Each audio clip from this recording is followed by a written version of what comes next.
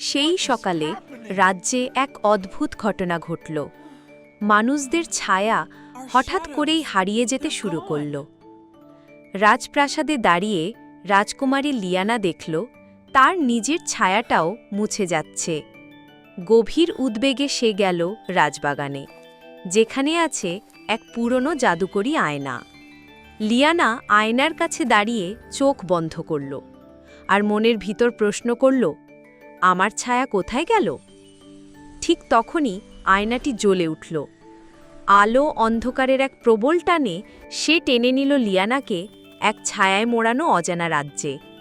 চোখ খুলতেই সে দেখতে পেল এক অন্ধকার জগৎ, যেখানে সবকিছু ঝাপসা, আলো নেই, সময় থেমে গেছে। সেই সময় হাজির হল তার প্রিয় সঙ্গী স্টার ইউনিকর্ন। তার ছোট্ট জ্যোতির আলোয় ভেসে উঠল পথ। ওরা চলল, আয়নার টুকরো দিয়ে তৈরি এক সেতু পেরিয়ে পৌঁছালো ছায়ার রানীর প্রাসাদে। ছায়ার রানী বলল, মানুষ নিজের ভয়কে অস্বীকার করেছে, তাই ছায়াগুলো আমি নিয়ে নিয়েছি। লিয়ানা জানে, ছায়া মানেই ভয় নয়, ছায়া মানেই সত্যি, আত্মজ্ঞান। সে সামনে দাঁড়িয়ে বলে, আমি আমার ছায়াকে স্বীকার করি, কারণ ও আমায় সম্পূর্ণ করে। এই কথায় জেগে ওঠে আয়নার রাজ্য। আলোর ঢেউ ছড়িয়ে পড়ে চারদিকে।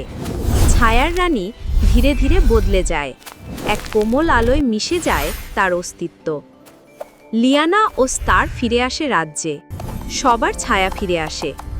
আর সেই দিন থেকে রাজ্যে একটা কথা ছড়িয়ে পড়ে, যে নিজের ছায়াকে ভালোবাসে সেই আসলে আলোয় জ্বলে ওঠে।